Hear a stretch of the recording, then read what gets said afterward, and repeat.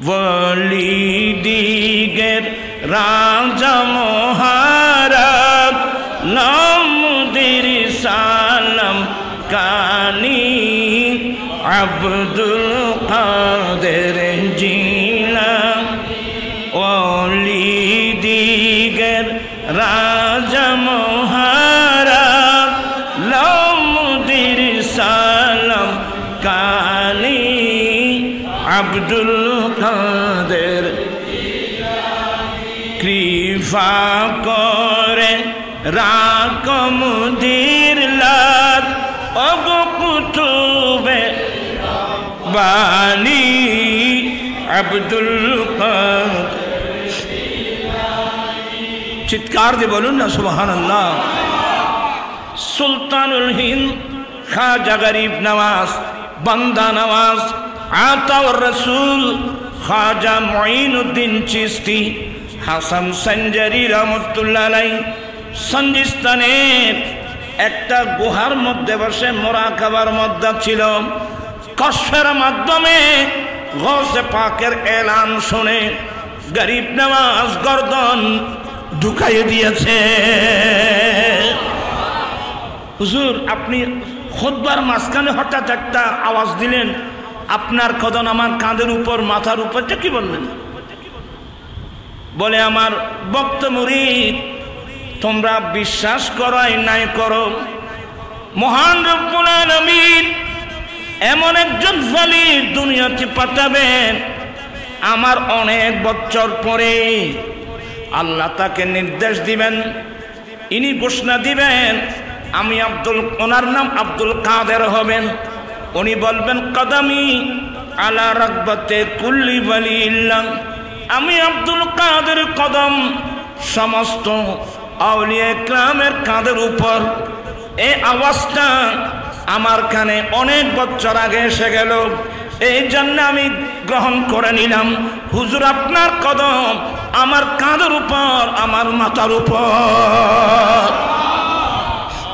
এই জন্য আমার আলা হযরত বলছেন যে জুয়েলি কবুল দিয়া बाद हुए होंगे, जुमले कबूल किया बाद हुए होंगे, सब अदब रखते हैं दिल में मेरी आका तेरा अस्सलाम है।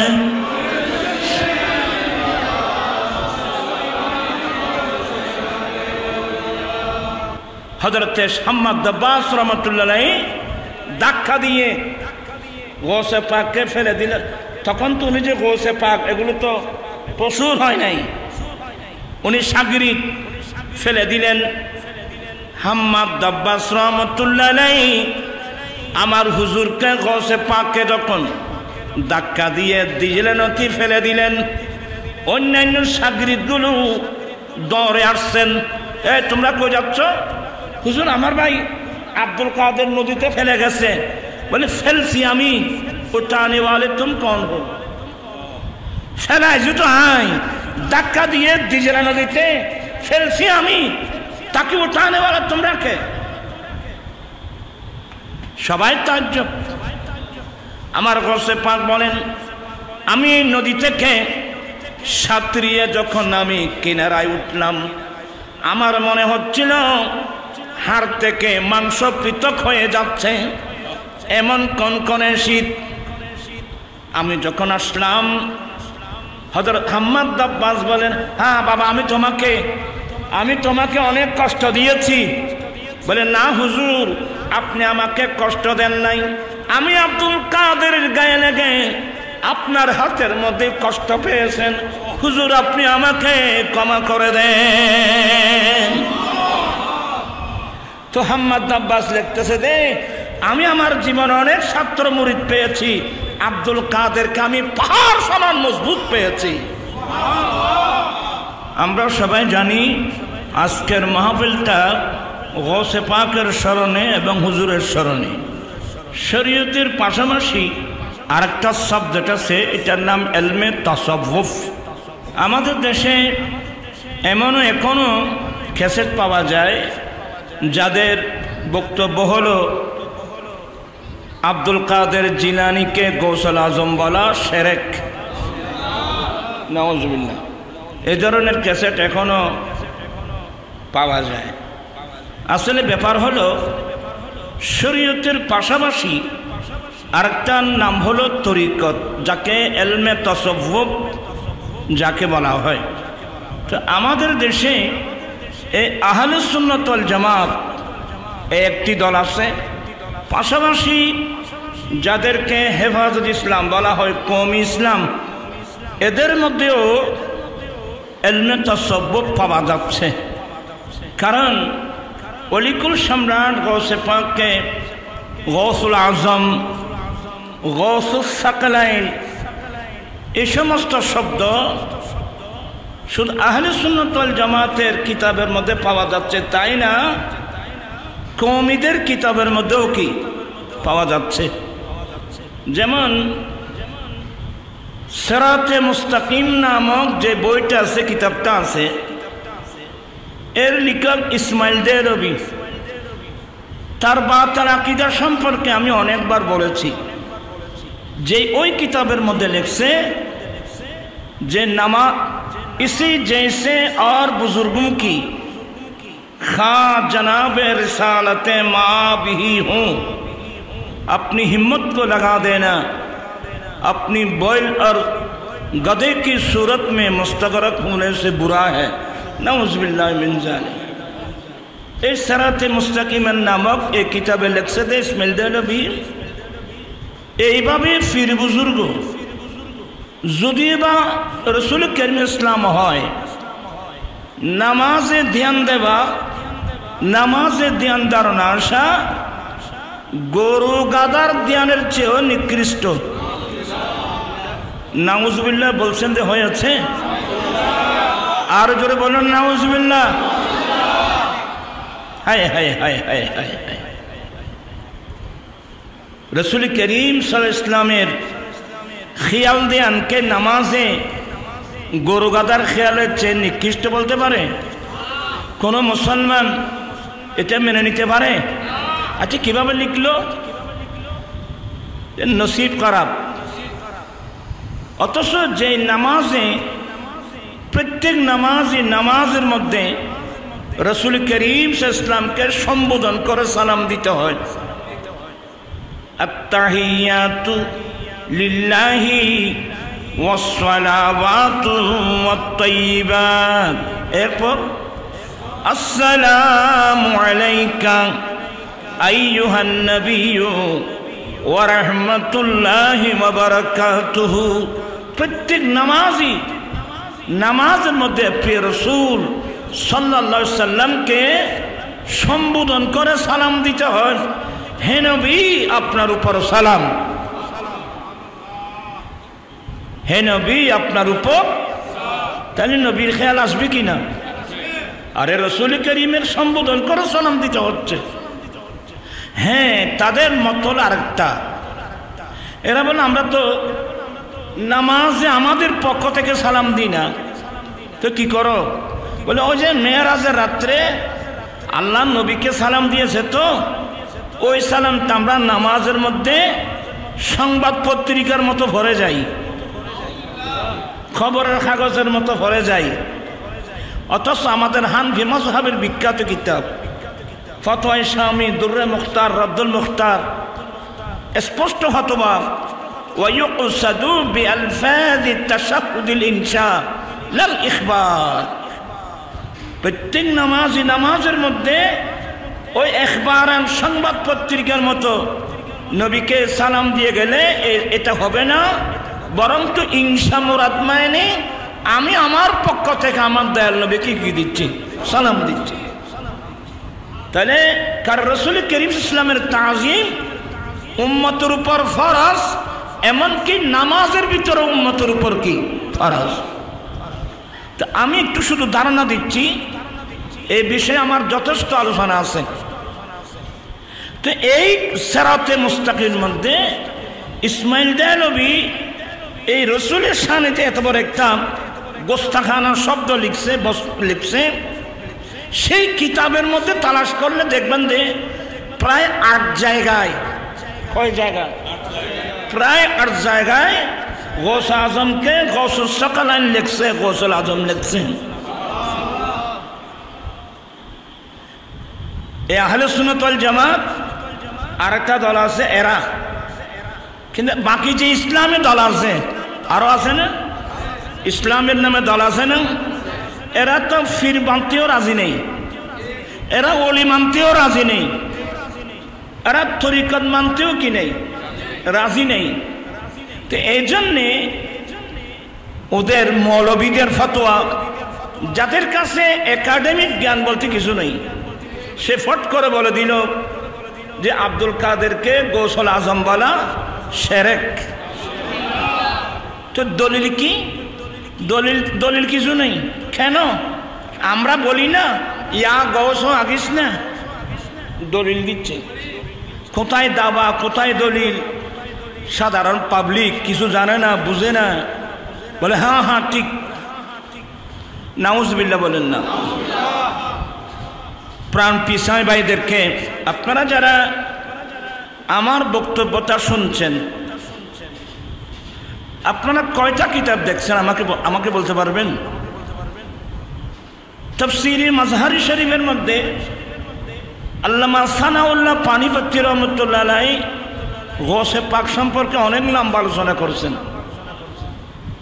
আমাদের হানিফি মাজহাবের বিখ্যাত কিতাব তাফসীরে রুহুল মানি শরীফের মধ্যে আল্লামা সৈয়দ মাহমুদ আলুসি হানিফি বাগদাদি রহমতুল্লাহ আলাইহি গৌসে পাকের মানাকিবের মধ্যে অনেক কথা লিখছেন। শুধু এগুলো না, আল্লামা জালালউদ্দিন সুয়ুতি রহমতুল্লাহ আলাইহি, আমি ওলামাদেরকে অনুরোধ জানাবো, আল্লামা জালালউদ্দিন সুয়ুতি রহমতুল্লাহ আলাইহি যাকে দিয়াবান মাদ্রাসা থেকে খাতামুল মুহাদ্দিসিন লিখছে, 22 তবকার মুহাদ্দিস লিখছে এবং ইসলামের বড় সংস্কারক লিখছে, সে আল্লামা জালালউদ্দিন সুয়ুতি রহমতুল্লাহ আলাইহি আল হাবিলিল ফাতাওয়ার 2য় খণ্ডে গৌসে পাকের মানাকিবের উপর অনেক লম্বা আলোচনা লিখছেন। আমাদের হানফি মাযহাবের বিখ্যাত একজন ফকিহ আল্লামা ইবনে আবেদিন শামী, আল্লামা ইবনে আবেদিন শামী ওনার বিখ্যাত কিতাব রাসায়েলে ইবনে আবেদিন 2য় খণ্ডে গৌসে পাকের মানাকিবের উপর অনেক আলোচনা লিখছেন। আমাদের হানফি মাযহাবের চিফ জাস্টিস মোল্লা আলী কারি রহমতুল্লাহ আলাইহি উনি কিতাব লিখছেন নুজহাতুল খাতিরুল ফাতির ফি মানাকিবে শেখ আব্দুল কাদের। শুধু এগুলো না, সারা পৃথিবীর আউলিয়া ইকরামদের মধ্যে একজন এমন একজন আল্লাহর ওয়ালি, আউলিয়া ইকরামের সরদার।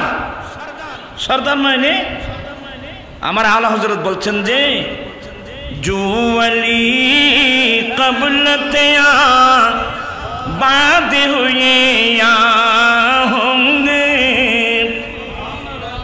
जो वली क़ब्ल तेया बाद हुए या होंगे, सब अदब रखते हैं दिल में मेरी आका तेरा अस्सलाम नूर।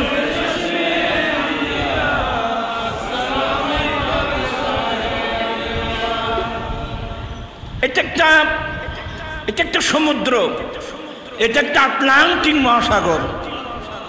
গৌসে পাক এমন একজন ব্যক্তিত্ব, আমাদের উদ্দেশ্য হলো ওনাদের নাম বলে একটু সম্পর্ক স্থাপন করা, একটু সম্পর্ক স্থাপন করা।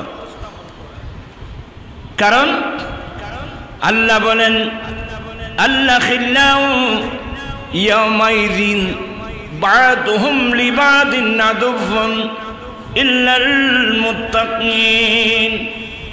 আল্লাহ বলেন কিয়ামতের কঠিন দিনে এক বন্ধু অপর বন্ধুর শত্রু হয়ে যাবে। কিয়ামতের কঠিন দিনে এক বন্ধু অপর বন্ধুর শত্রু হয়ে যাবে। কিন্তু এক প্রকার বান্দা আছে যারা আমাদের শত্রু হবে না, আমাদের বন্ধু হয়ে কাজ করবে। ওই বান্দাদের নাম হলো মুত্তাকিন। এদের নাম কি? মুত্তাকিন। আল্লাহ বলেন মুত্তাকিন কারা? ইন আউলিয়াউহু ইল্লাল আবসার নেই ইল্লাল মুত্তাকুন। অপরায়তের মধ্যে আল্লাহ বলছেন আল্লাহর বান্দাদের মধ্যে একমাত্র মুত্তাকিরাই হলো আল্লাহর ওয়ালি। চিৎকার দিয়ে বলুন না সুবহানাল্লাহ। আমার ভাইরা, আমি অনেক সময় গৌসে পাকের যে কালামগুলো, কথাগুলো, এগুলো তো বুঝার ক্যাপাসিটি আমাদের মধ্যে নেই। এগুলো আমরা অনেকে বুঝবিও না। আউলিয়া ইকরামদের মধ্যে একজন ব্যক্তি আল্লাহ যাকে নির্দেশ দেবেন একটা ঘোষণা দেওয়ার জন্যে, কদমি আলা রাকবাতে কুল্লি ওয়ালিল্লাহ, আমি আব্দুল কাদের কদম সমগ্র আউলিয়া ইকরামের কাঁধের উপর। পৃথিবীতে আর কোনো বলি বলতে পারবে কথাটা? আমি আব্দুল কাদের কদম সারা পৃথিবীর আউলিয়া ইকরামের কাঁধের উপর। আমার গৌসে পাক এটা এলান করেছেন। এলান করার সাথে সাথে সর্বপ্রথম সুলতানুল হিন্দ খাজা গরিব নওয়াজ, বান্দা নওয়াজ, আতাউর রসুল খাজা মুঈনুদ্দিন চিশতি, হাসান সঞ্জারি রহমতুল্লাহ আলাইহি সঞ্জিস্তানের একটা গুহার মধ্যে বসে মুরাকাবার মধ্যে ছিল। কষ্টের মাধ্যমে গৌসে পাকের এলান শুনে গরিব নওয়াজ গর্দন ঢুকাইয়ে দিয়েছে। হুজুর আপনার কদম আমার কাঁধের উপর, আমার চোখের উপর, আমার মাথার উপর। এটা না বাবা, গৌসে পাকের অনেক বছর আগের আল্লাহর ওয়ালি হযরতে জুনায়েদ বাগদাদি শাবামুর রহমতুল্লাহ আলাইহি, ইনি কিন্তু গৌসে পাকের অনেক আগের ওয়ালি। উনি বাগদাদের ওই মিম্বরের মধ্যে ছিল, মিম্বরের মধ্যে ছিল। গৌসে পাকের এলানটা বহু বছর পরে, যে এলানটা গৌসে পাক দিবেন এটা বহু বছর আগে হযরতে জুনায়েদ বাগদাদি রাদিয়াল্লাহু তাআলা আনহু কানের মধ্যে চলে গেল। কখন? যখন তিনি জুমার খুতবা দিচ্ছেন। যখন তিনি জুমার ফটকার বলে দিল, হুজুর আপনার কদম আমার কাঁধের উপর, আমার মাথার উপর, আমার চোখের উপর। কিরে হুজুর এগুলো কি বললেন? খুতবা দিচ্ছেন এক প্রকারের, মাঝখানে হুজুর আপনার কদম আমার কাঁধের উপর, মাথার উপর, চোখের উপর, এটা কি বললেন? আচ্ছা নামাজ শেষে জিজ্ঞাসা করব, হুজুর আপনি খুতবার মাঝখানে হঠাৎ একটা আওয়াজ দিলেন, আপনার কদম আমার কাঁধের উপর, মাথার উপর, এটা কি বললেন? বলে আমার ভক্ত মুরিদ, তোমরা বিশ্বাস করো নাই করো, মহান রব্বুল আলামিন এমন একজন ওয়ালি দুনিয়াতে পাঠাবেন, আমার অনেক বছর পরে আল্লাহ তাকে নির্দেশ দিবেন, ইনি ঘোষণা দিবেন আমি ওনার নাম আব্দুল কাদের হবেন। উনি বলবেন কদমি আলা রাকবাতে কুল্লি ওয়ালিল্লাহ, আমি আব্দুল কাদের কদম সমস্ত আউলিয়া ইকরামের কাঁধের উপর। এই আওয়াজটা আমার কানে অনেক বছর আগে এসে গেল, এই জন্য আমি গ্রহণ করে নিলাম। হুজুর আপনার কদম আমার কাঁধের উপর, আমার মাথার উপর। এই জন্য আমার আলা হযরত বলছেন যে জুয়েলি কবুল কিয়া বাদ হুয়ে আউঙ্গে, জুয়েলি কবুল কিয়া বাদ হুয়ে আউঙ্গে, सब अदब रखते हैं दिल में मेरी आका तेरा अस्सलाम है।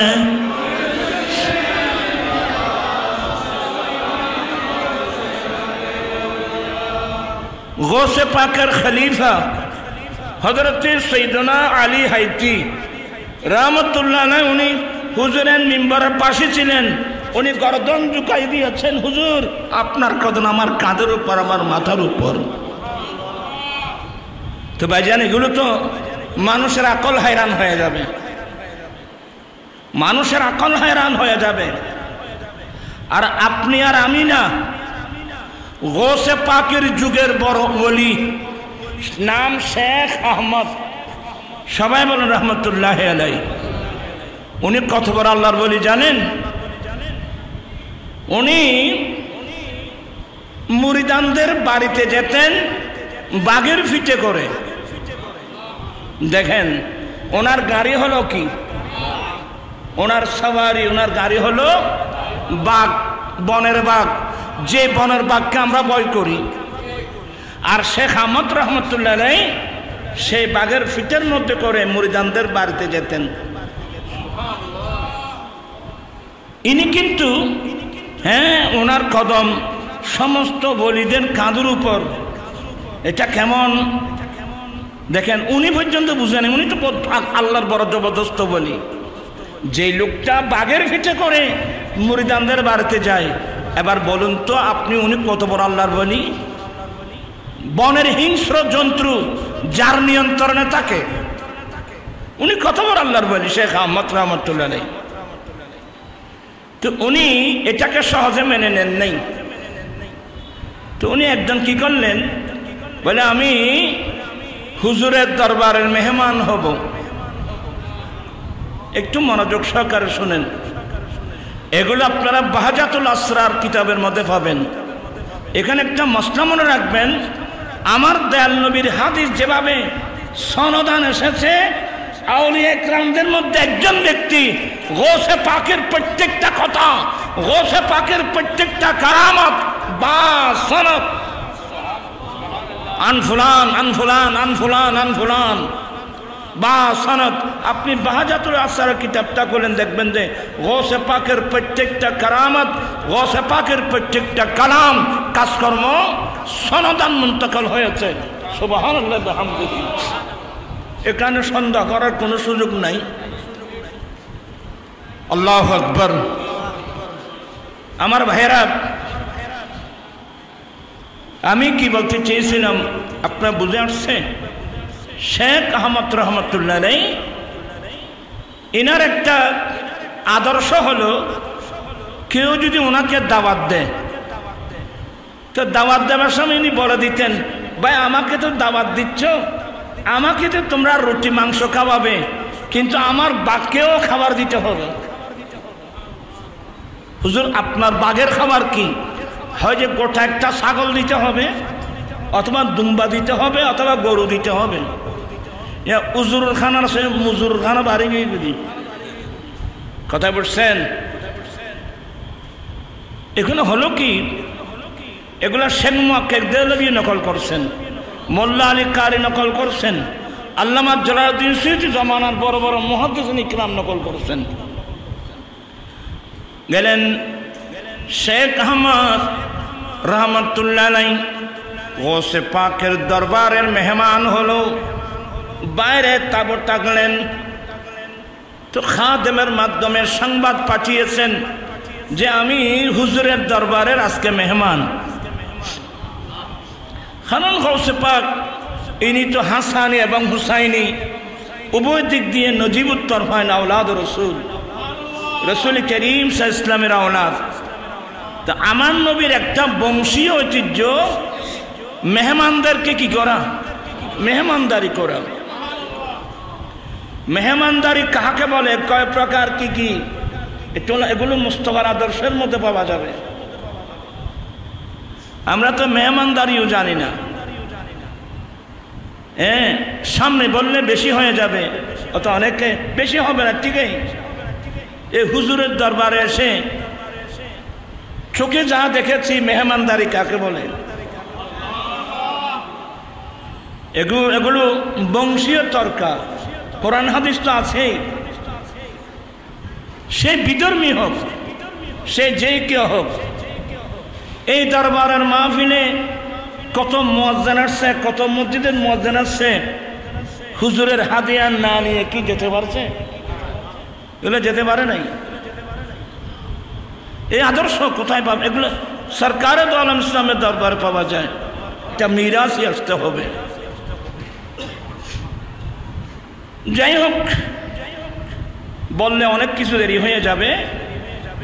তো খাদেমকে বলছে, হুজুর, হুজুরকে বলবেন আমি হুজুরের দরবারে মেহমান, আমার জন্য তো খাবার পাঠাবেন, মাংস পাঠাবেন, গোস্ত রুটি পাঠাবেন, গোস্ত পাঠাবেন, রুটি পাঠাবেন। তো আমার বাঘের খাবার দিতে হবে। তো হুজুর আপনার বাঘের খাবার কি? বলে একটা গোটা একটা ছাগল অথবা গরু। এই খাদেমে গিয়ে হুজুরকে বলছেন, হুজুর আজকে তো আপনার দরবারের জবরদস্ত একজন আল্লাহর ওলি মেহমান হলো, যিনি বাঘের ফিটের মধ্যে সবার করে এদিক সেদিক যাই। এখন উনি আমাকে বলছেন ওনাকে তো আপনি মেহমানদারি করবেন, গোস্ত দিবেন, রুটি দিবেন, কিন্তু ওনার বাঘেরও খাবার আছে। বলে ওনার বাঘের খাবার কি? বলো হুজুর হয়তো একটা ছাগল আর না হয় একটা গোটা একটা গরু। গোসে পাক একটু মুস্কি মুস্কি হাসলেন, হ্যাঁ মেহমানদারি করতে হবে না। আমার ভাইরা, খাওয়ার সময় যখন হলো, রুটি গোস্ত পাঠালেন হযরতে শেখ আহমদ রহমতুল্লাহ আলাইহির জন্যে। হুজুর ওনার বাঘের খাবার? আমার গোসে পাক বলেন, তার বাঘের খাবার কি দেব? আমি আব্দুল কাদেরের দরবারে একটা গাভী আছে, যেই গাভীর দুধ আমি পান করি, ঠিক আছে আমার গাভীটা নিয়ে যাও, আমার গাভীটা নিয়ে যাও। তো ওর খাদেম একটা গাভীর রশি ধরছেন আর রুটি মাংস রুটি এবং গোস্ত নিলেন, ওনার তাঁবুর মধ্যে যাচ্ছিলেন। এখন গোসে পাকের দরবারের একজন হালকা পাতলা কুকুর ছিল। কুকুর সেই কিভাবে বুঝতে পারলো আল্লাহর কি হুকুম?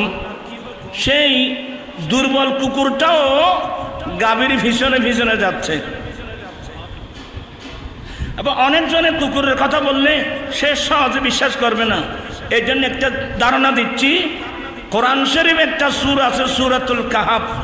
সেই সূরা কাহাফের মধ্যে 7 জন ওলির পাশে একজন কুকুর ছিল, ওই কুকুরের নাম সহ কোরআন শরীফ আছে কিতমির। এগুলো না বললে অনেকজন এগুলো মানে হাস্যকর মনে করবে। ওই কুকুরের কাহিনী আপনাকে জানতে হবে কোরআন শরীফ থেকে। ওয়াকালবুহু কিতমির, আল্লাহ তার নামও রাখছে কিতমির। আচ্ছা যাই হোক, গৌসে পাকের দরবারের একটা হালকা পাতলা কুকুর, সে গাভীর পিছনে পিছনে আস্তে আস্তে যাচ্ছে।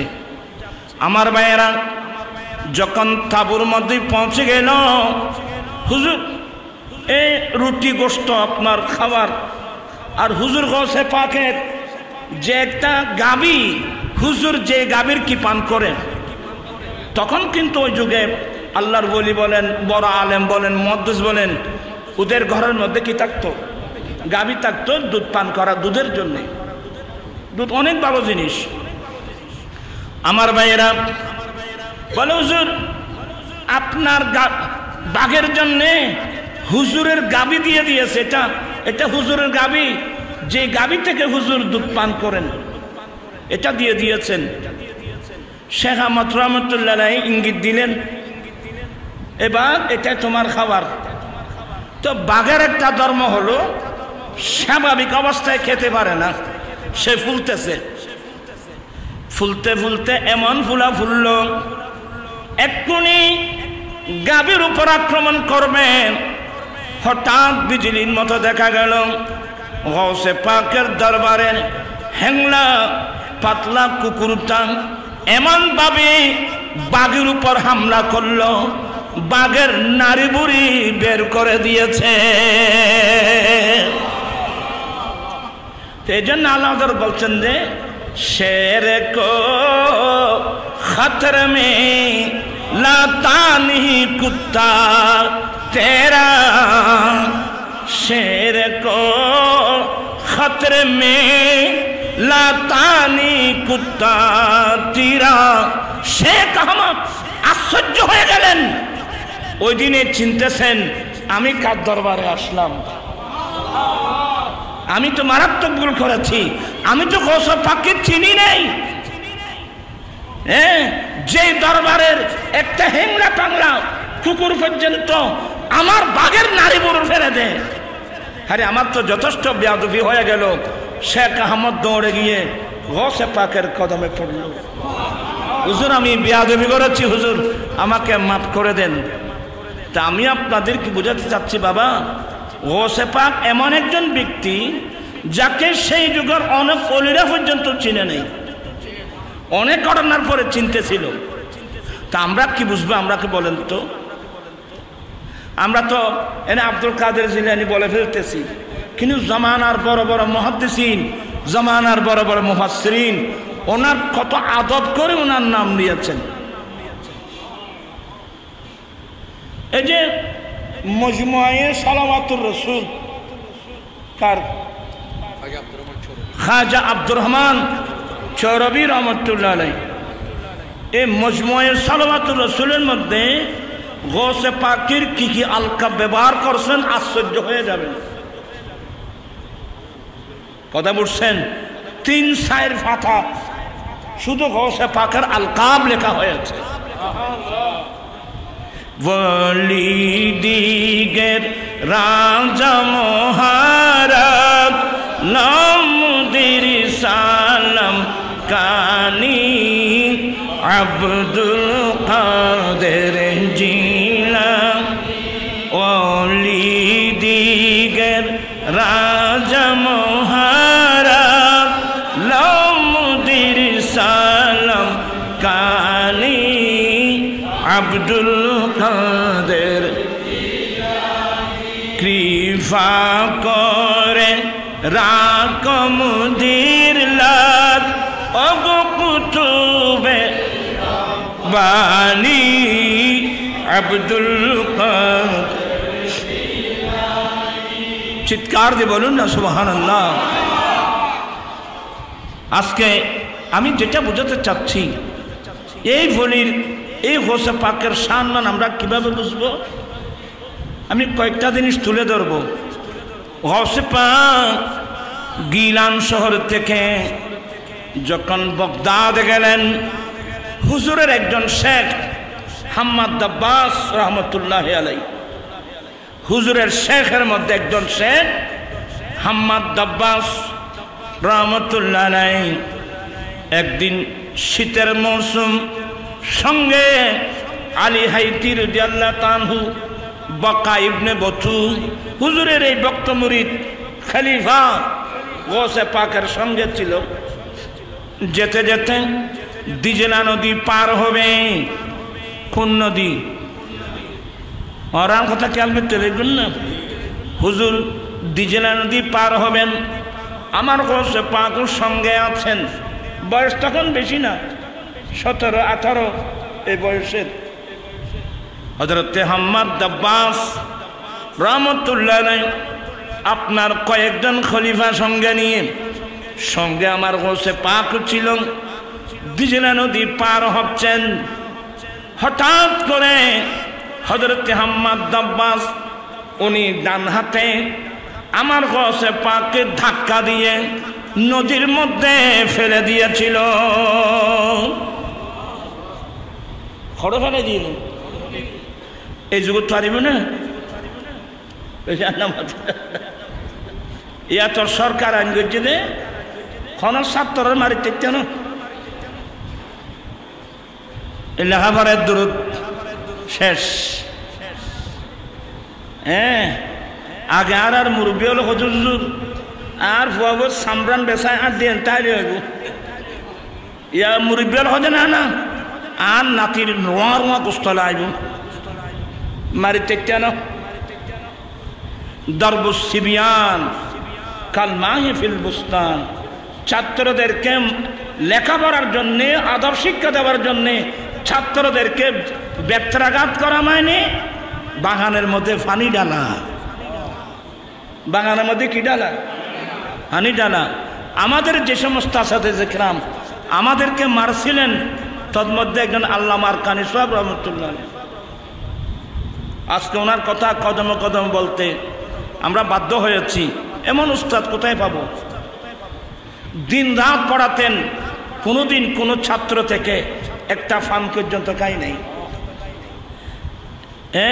এই জুমলা সরব নাহাম্মির পঞ্জগণ মিজান মুন সাহেব এগুলো সব 1100 আমাদের মুখস্থ ছিল মেসাল সহ ফার্সি 1100 আমাদের মুখস্থ ছিল একটা না পারলে একটা বাড়ি তুমি বাসছো কেন একটা বাড়ি কোথায় এড়ে দিতে দিয়া ইন নরম দাগানো না এসে না মাতি আগরে যায় রে এই ইন মাইট দেন গরি ইন নরম মিকে দাগা তো বেতর বাড়ি মাইট জুড়ে আল্লাহ হুজুরের মাকামাতকে কিয়ামত পর্যন্ত বলুন তো এমন শফিক উস্তাদ কয়জন পাবেন আপনি বলেন তো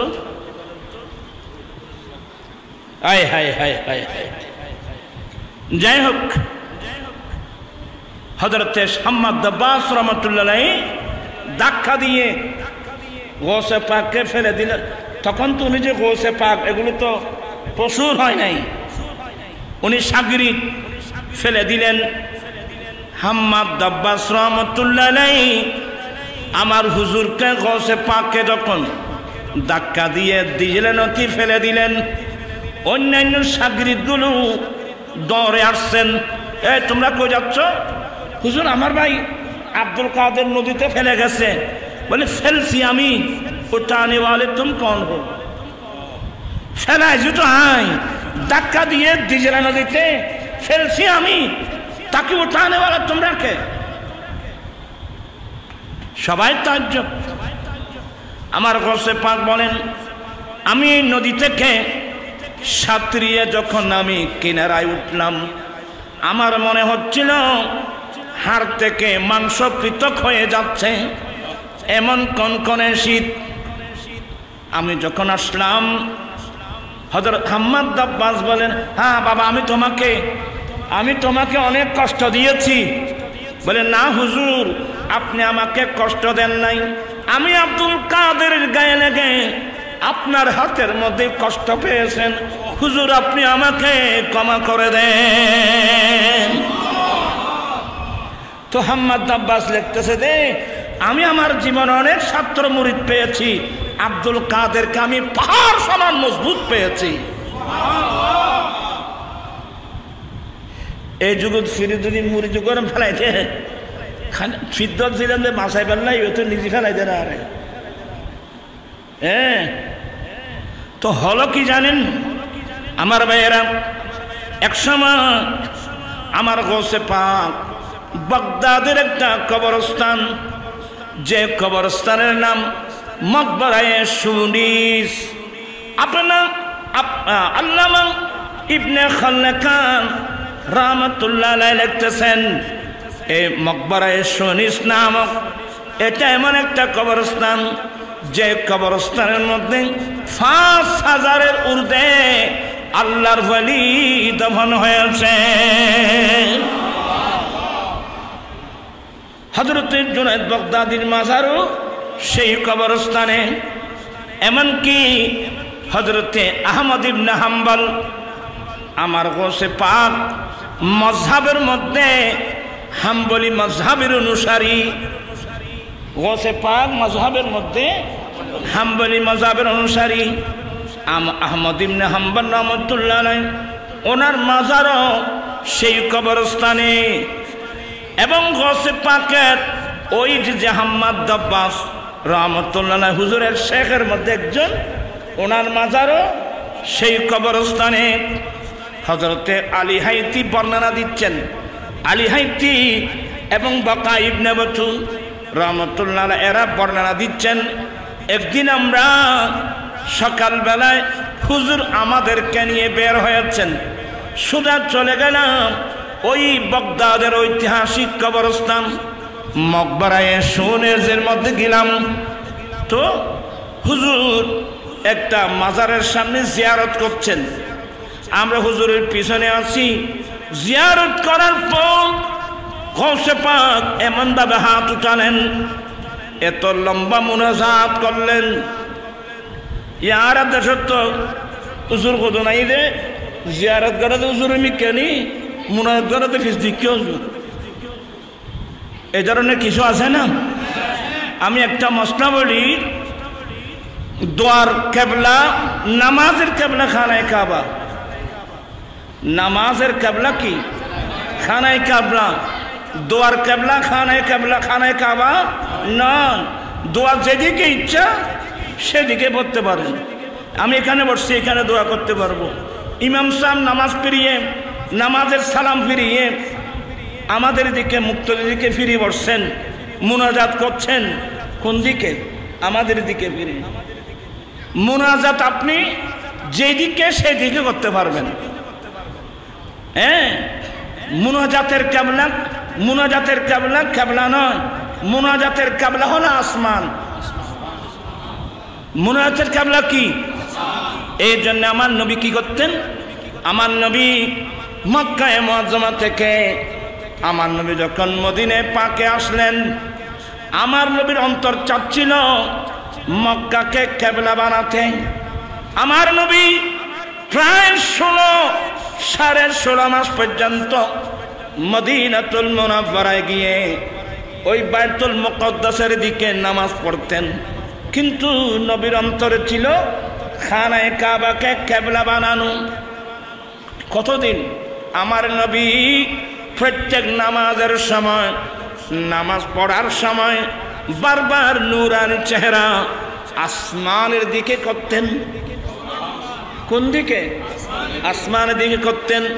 16.5 মাস পরে আল্লাহ আয়াত নাযিল করলেন, قد نرى تقلب وجهك في السماء فلنولينك قبلة ترضاها।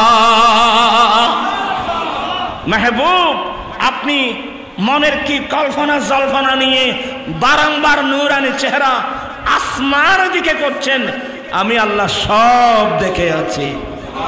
অর্থাৎ আপনার অন্তর চাচ্ছে খানায়ে কাবাকে কেবলা বানাতে। 2 রাকাত পড়ছেন বাইতুল মুকদ্দাসে, আর 2 রাকাত পড়ার আগে আয়াত নাযিল হয়ে গেল, রাসূল আপনি সেই দিকে ফিরে যান যেই দিকে কেবলা বানানো, যাকে কেবলা বানানো আপনার অন্তরে চাচ্ছে, আপনি সেই দিকে ফিরে যান। চিৎকার দিয়ে বলুন না সুবহানাল্লাহ। তা আমার নবী নামাজে চেহারাটা কোন দিকে করেছিলেন? এছাড়া কথায় মান্য বুঝে না, কোন দিকে? আসমানের দিকে। তো কি বুঝলেন? আমাদের দোয়ার কেবলা কোন দিকে? আয় খুদে কোন লই, আমাদের দোয়ার কেবলা, আমরা হাত কোন দিকে উঠাই? আরো জোরে বলো, কোন দিকে? কি আল্লাহ উপরে? আল্লাহ উপরেও নাই, নিচেও নাই, ডানেও নাই, বামও নাই।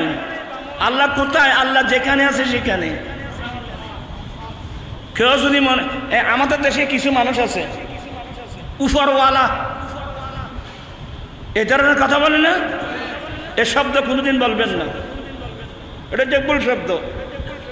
আল্লাহর জন্য উপরওয়ালা, নিচের ওয়ালা, এ সমস্ত ব্যবহার করবেন না। আল্লাহর জন্য উপর নিচে ডানে বামে, ফাইনামা তুওয়াল্লু ফাসাম্মা ওয়াজহুল্লাহ, আপনি যেদিকে ফিরবেন সেদিকে আল্লাহ আছে। আল্লাহ আল্লাহর শান অনুযায়ী আছে। তবে সতর্ক, বর্তমান বাংলাদেশে আহলে হাদিস নামক একটা দল বের হয়েছে। নাম কি দিয়েছে? এদের আকীদা হলো আল্লাহ আরশে সমাসীন। আপনারা আমার দিকে তাকান, এদের আকীদা কোথায়? আকীদা কি? আল্লাহ আরশে, কি মানে আরশের বাইরে কোথাও আল্লাহ নেই। আল্লাহ আছে কোথায়? আল্লাহ আরশে। বাবা কোরআন শরীফের দলিল, সুম্মা ইস্তাওয়া আলাল আরশ, আর রহমান আলাল আরশি ইস্তাওয়া এই সমস্ত আয়াত এনে এরা দলিল দিয়েছে আল্লাহ কোথায় থাকে, আল্লাহ আরশে সমাসীন। নাউজুবিল্লাহ বলবেন না?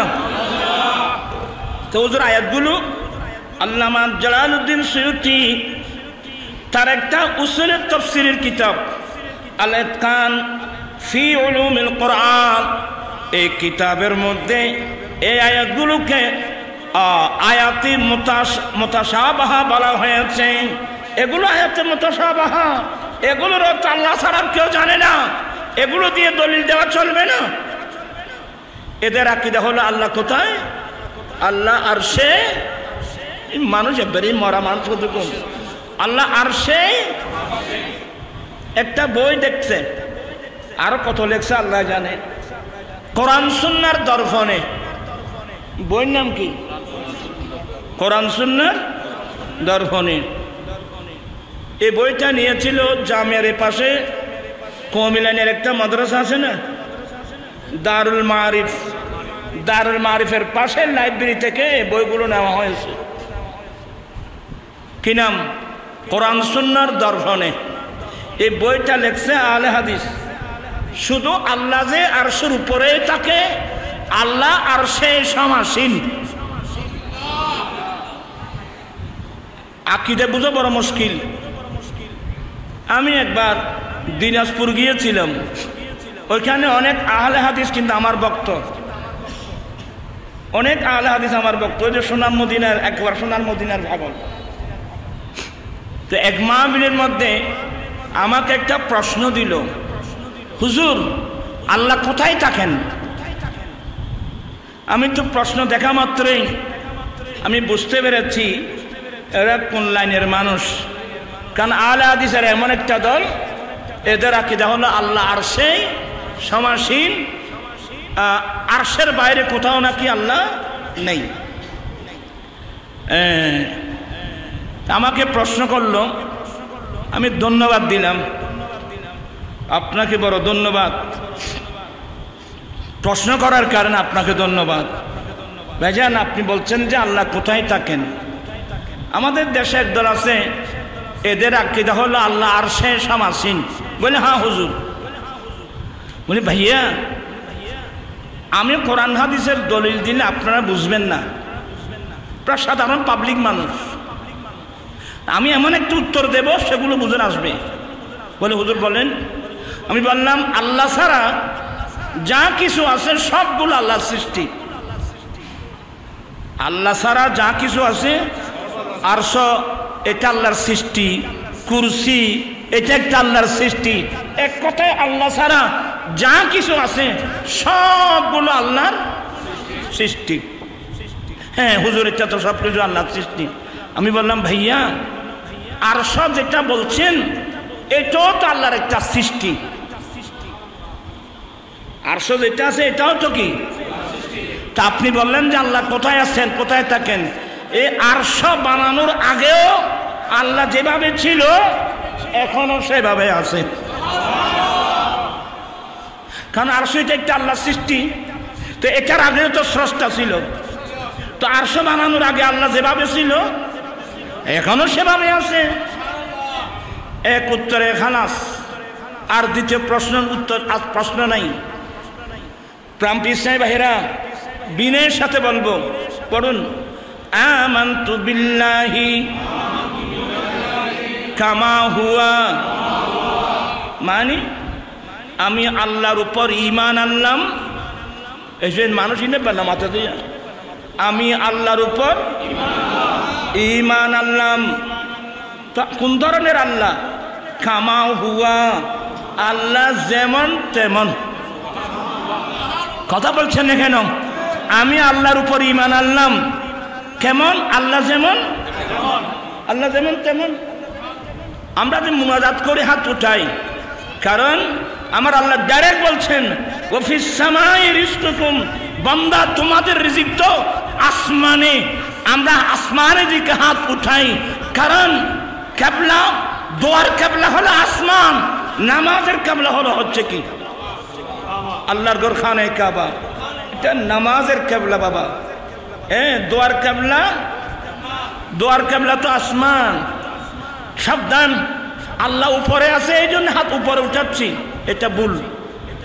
আমাদের দোয়ার কেবলা হলো কি? আসমান। এই কথাটি কি মনে থাকবে? বড় ফিতনা ফাসাদের যুগ। গতকালকে একটা ছিল, আমার ভাই শহীদুল্লাহ বাহাদুরের সাথে এক আলে হাদিসের সাথে মুবাহাসা হলো, মুনাজারা হলো।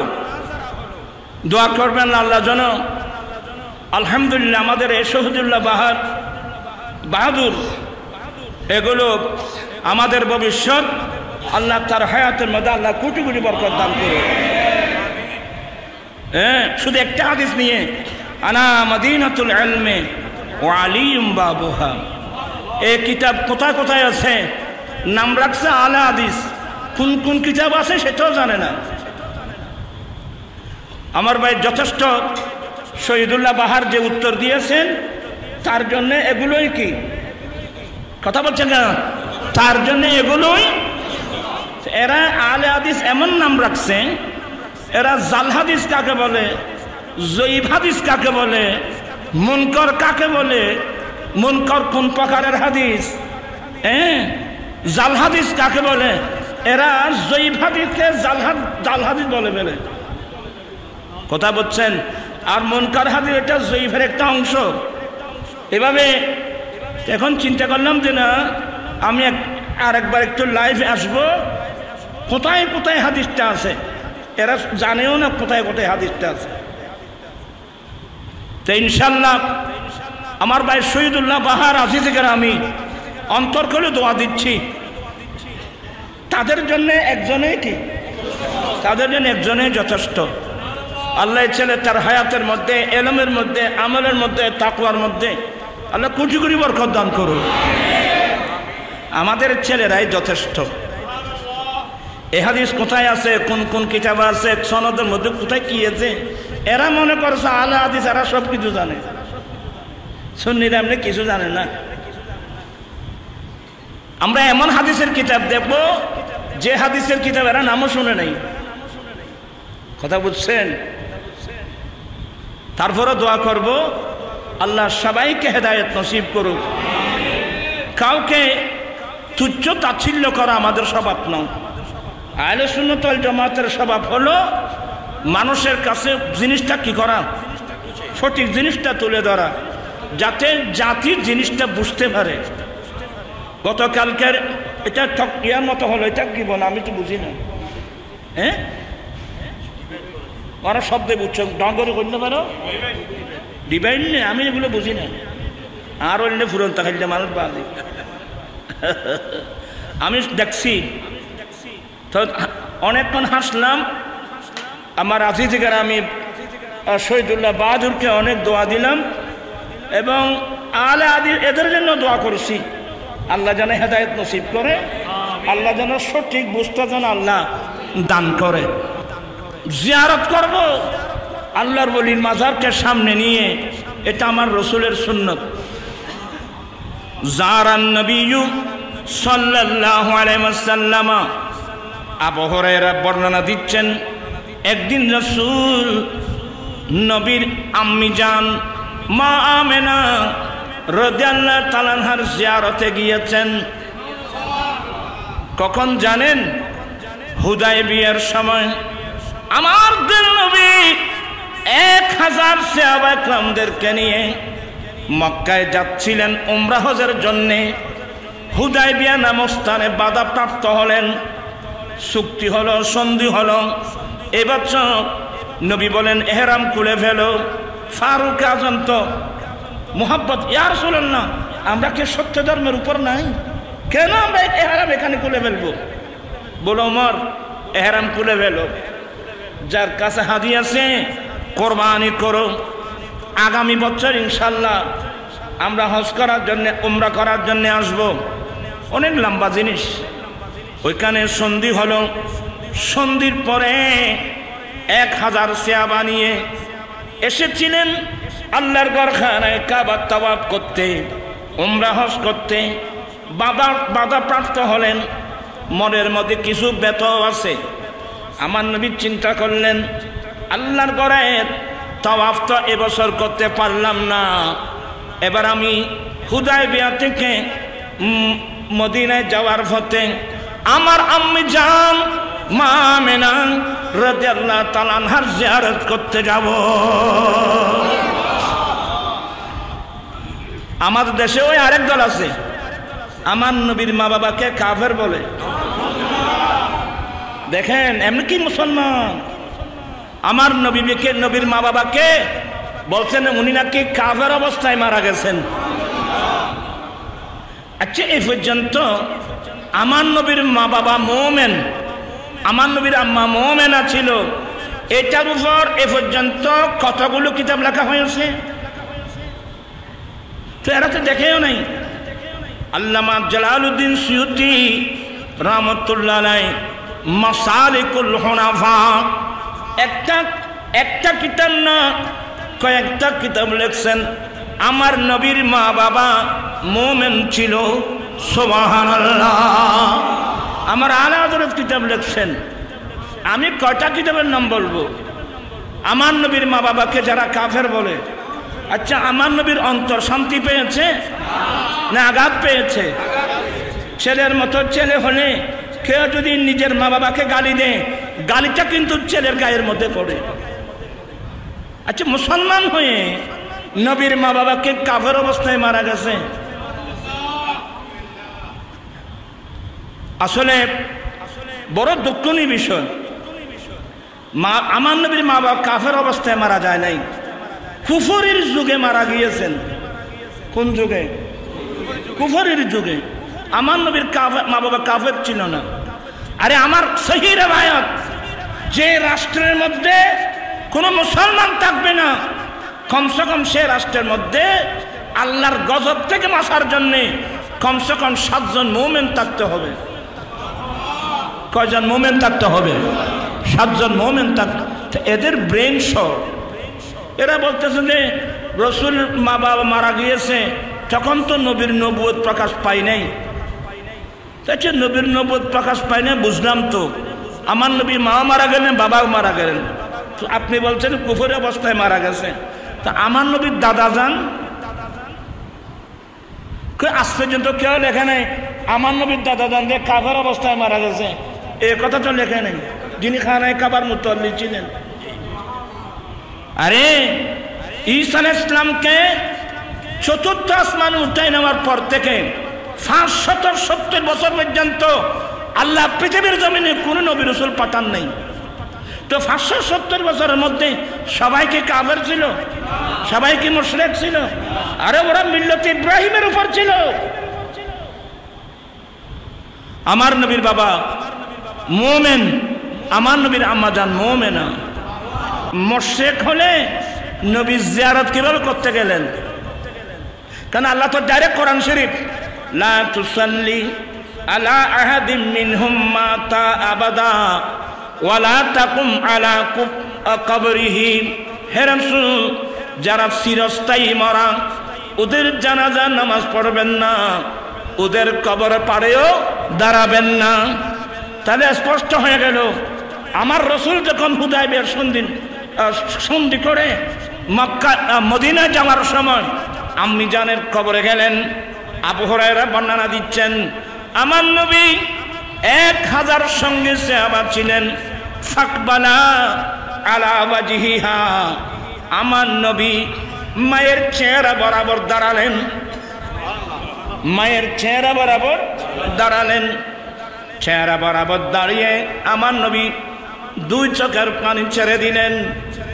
ফাবাকা ওয়া আবকা মান হাওলাহু, মা আমার নবীর চতুর্পাশে যারা যারা যে সমস্ত সাহাবা একরাম ছিলেন, আমার নবীর চোখের পানি দেখে সবাই চোখের পানি ছেড়ে দিলেন। আমার জীবন মরণ সাজাব মাদানী রঙে, আমার জীবন মরণ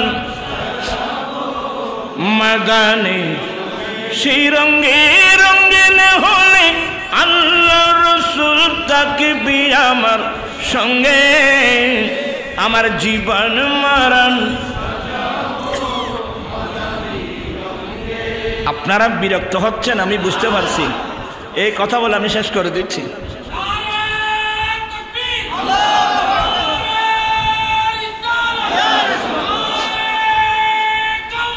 ইয়া গৌস আজম দস্তগীর জিন্দাবাদ,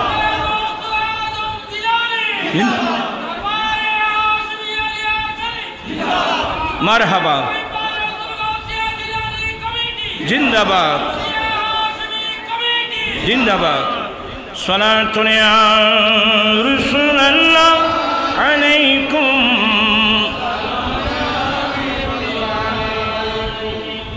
আলী হাইতি বর্ণনা দিচ্ছেন, বকা ইবনে বতুর ওরা বর্ণনা দিচ্ছেন, গৌসে পাক জিয়ারত করে হাত উঠালেন। আমার গৌসে পাক মুনাজাত করার জন্য কি করলেন? হাত উঠালেন। অনেক মানুষ বলে এমনি দোয়া করলে হয়তো আটকিলে তোলন ধরে, তো এটা তো তোমার কথা, এটা তো নবীর কথা না। আমার নবী বলছেন, ইযা সাআলতুমুল্লাহ ফাসআলুহু বিবুতুনি আকুফিকুম। উম্মত, তোমরা যখন আল্লাহর কাছে কিছু চাও, দুই হাতের তালু দিয়ে চাও। কি দিয়ে চাও? হাতের তালু দিয়ে চাও। অফর হাদিসে কুদসি, বান্দা যখন আল্লাহর দিকে হাত টেনে কিছু চায়, বান্দার খালি হাত ফেরত দিতে আল্লাহর লজ্জা লাগে। ওই মৌলবীদের কথা শুনিয়েন না। আমার গৌসে পাক মুনাজাতের জন্য হাত উঠালেন। হযরতে আলী হাইতি বলেন, আমরাও হাত উঠালাম। বকা ইবনে বতু বলেন, আমিও ছিলাম। এত লম্বা মুনাজাত আমাদের জীবনে, গৌসে পাক এত লম্বা মুনাজাত করতে জীবনে আর কোনোদিন দেখি নাই। এত লম্বা মুনাজাত আমরা জীবনে দেখি নাই। আমার গৌসে পাক এত লম্বা মুনাজাত কেন করলেন? জিয়ারত শেষে যখন বের হলেন, হুজুর একটা কথা বলে, জিজ্ঞাসা করো, বলো বলো। বলে, হুজুর আজকে যে জিয়ারত করলাম, জিয়ারত করে এত লম্বা মুনাজাত করতে তো আপনাকে আমরা কোনোদিন দেখি নেই, আপনি এত লম্বা মুনাজাত কেন করলেন? গৌসে পাক উত্তর দিলেন, এ আলী হাইতি, এ বকা ইবনে বতু, আজকে যার যে কবরের জিয়ারত করলাম, ইনি আমার শেখদের মধ্যে একজন। ওনার নাম হচ্ছে হাম্মাদ আব্বাস রাহমাতুল্লাহ আলাইহি। তো আমি যখন মুনাজাত করলাম, আমি হুজুরের সাথে মুসাফাহা করতে চেয়েছিলাম। আমি দেখলাম আমার হুজুরের অনেক বড় শান মান দেখলাম। আল্লাহ ওনাকে অনেক শান মান দিয়েছেন, কিন্তু আমার হুজুরের ডান হাতটা মাজুর। আমার হুজুরের ডান হাতটা মাজুর। আমি হাত বাড়ালাম। বলে, বাবা আমার এই হাতটা মাজুর, আমি কিভাবে মুসাফা করব? হুজুর কেন? বাবা আব্দুল কাদের, ও এক সময় তোমাদেরকে নিয়ে আমি দিজলা নদী পার হচ্ছিলাম। তুমি আব্দুল কাদেরকে পরীক্ষা করার জন্যে এ হাতে ধাক্কা দিয়েছিলাম। এটা আমি পরীক্ষা করার জন্যে, কিন্তু এই জিনিসটা আল্লাহর পছন্দ হয় নাই। আল্লাহ আমাকে অনেক সম্মান দিয়েছেন। বলে, যে হাতে তুমি আমার আব্দুল কাদের গায়ে ধাক্কা দিয়েছ, আল্লাহ আমার হাতটা মাজুর করে দিয়েছে। কোথায় গৌসে পাকের মাকাম? তো যেমন সাগরের তেমন না, সাগরিদ তো তেমন। আমার গৌসে পাক আলী হাইতি, এই জন্যে মুনাজাত লম্বা করলাম। আল্লাহ আমার হুজুরের হাতটা ভালো করে দাও। আল্লাহ গায়েব থেকে এলহাম করতেছেন, এই আব্দুল কাদের, একে আমি মাফ করব না। আমার যদি বা তুমি তার শাগিরিদ, তুমি তো আমার মাহবুব, এই জন্যে গৌসে পাকের একটা উপাধি মাহবুব সুবহানি। কেন তোমার গায়ে ধাক্কা দিল? এই হাত আমি মাজুর করে দিয়েছি, ভালো করব না। গৌসে পাক বলেন, হুজুর আমার শেখ যদি মাজুর অবস্থায় থাকে, আমি আব্দুল কাদের দুনিয়ায় থেকে লাভটা কি? আমার হুজুরের হাত ভালো করে দাও। আমার আল্লাহ এলহাম করছে, আব্দুল কাদের অন্য কিছুর জন্য ফরিয়াদ করো, এটা না। গৌসে পাক হঠাৎ করে জোশের মধ্যে এসে বললেন, আমি আল্লাহর কসম করে বললাম, আল্লাহ তোমার জাতের কসম করে বলছি, যতক্ষণ আমার হুজুরের হাত বালা করবে না, আব্দুল কাদের হাত নামাবে না।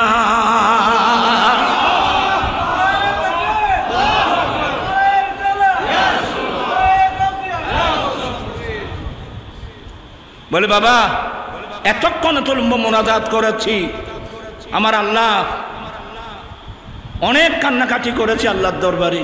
আমার হুজুর যদি আলমে বরজখে, খবর না, আলমে বরজখে যদি আমার হুজুরের একটা হাত অবশ্যই, তা আমি দুনিয়া থেকে লাভটা কি? আল্লাহ আমার হুজুরের হাত বালা করে দো। এই মুনাজাত করতে করতে করতে এতক্ষণে আল্লাহ আমি আব্দুল কাদেরের দোয়া কবুল করেছেন, আমার হুজুরের হাত ভালো করে দিয়েছেন। হুজুর দুই হাত বাড়িয়ে আমার সাথে মুসাফা করলো, এতক্ষণে আমি মুনাজাত শেষ করলাম। আপনি বাহাজাতুল হাসানে বলেন, অসংখ্য কিতাবের মধ্যে কম ঘটনাগুলো আছে। আসলে আমরা আমাদের তকদির ভালো, खुदा के फजल से हम पर है साया गौसे आज़म, खुदा के फजल से हम पर है साया गौसे आज़म, हमें दोनों जहां में है सहारा, मुरीदी ला तखफ कह कर तसल्ली दी गुलामों को, मुरीदी ला तखफ कह कर तसल्ली दी गुलामों को, दी गुलामों को क़यामत तक रहे बे खौफी बंदा, खुदा के फजल से हम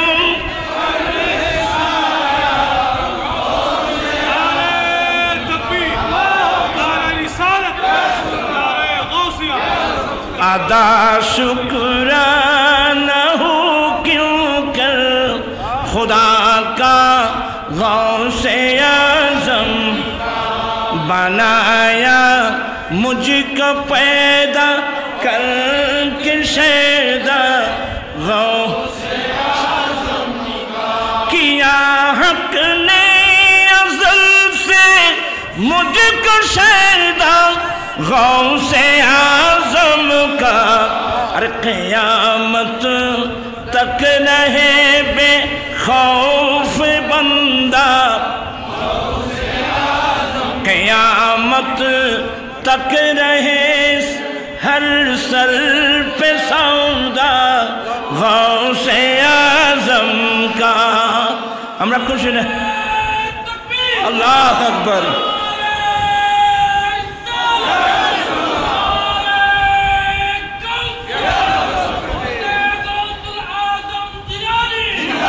फरिश्तों रोकते क्यों हो मुझे जन्नत में जाने से, फरिश्तों रोकते क्यों हो मुझे जन्नत में जाने से, अरे ये देखो हाथ में दामन है किसी का गौसे आज़म, ये देखो हाथ में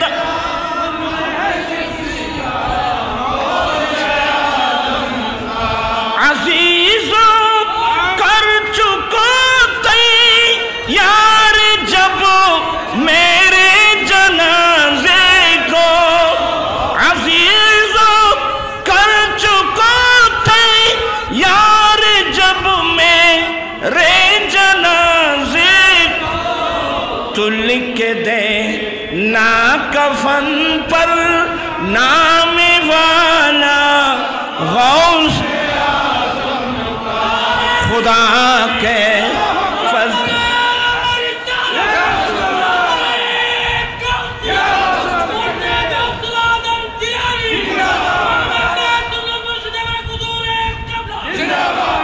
खुदा के फज़ल से हम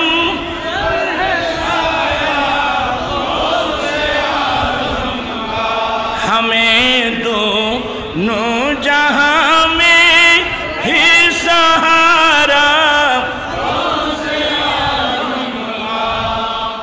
আল্লাহ আমরা আলা হযরত প্রায় সময় আল্লাহর কাছে কাঁদতেন, কাদেরি কর কাদেরি রাখ कादरियों मैं उठा, कादरी कर कादरी रख कादरियों मैं उठा, कादरी अब्दुल कादरी कुदरत नुमा।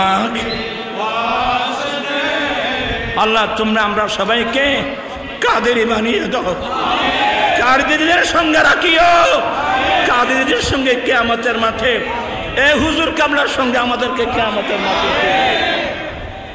আল্লাহ এই দরবারকে আল্লাহ দিন দিন উজালা করে দেবে।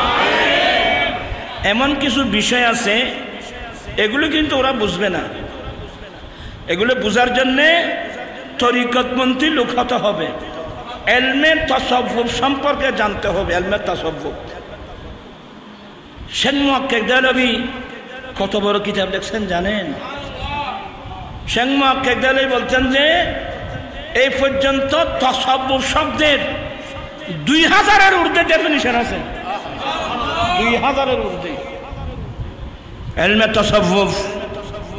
তবে সবাইকে একটা সতর্ক থাকবেন, ইলমে তাসাউফ কোনো অবস্থাতে যেন কোরআন সুন্নাহর সাথে যেন সাংঘর্ষিক না হয়, এটা মনে থাকবে তো। এই তরিকতটা কোনো অবস্থাতে যেন কোরআন সুন্নাহর সাথে কি না হয়, সাংঘর্ষিক না হয়। তরিকতের যেই ধারা কোরআন সুন্নাহর সাথে সাংঘর্ষিক হবে এই দ্বারা গ্রহণযোগ্য। শুধু এটা না, আমি আলে হাদিসদেরকে বলছিলাম, আলে হাদিস ওরা ইমাম আজম আবু হানিফার দুর্নাম করে যে আবু হানিফা রাহমাতুল্লাহ আলাইহি এই নাকি সহি সহি হাদিস মানে না। নাউজুবিল্লাহ বলেন। আবু হানিফা রাহমাতুল্লাহ সহি হাদিস নয়, একটা দুর্বল হাদিসও ছাড়ে নাই।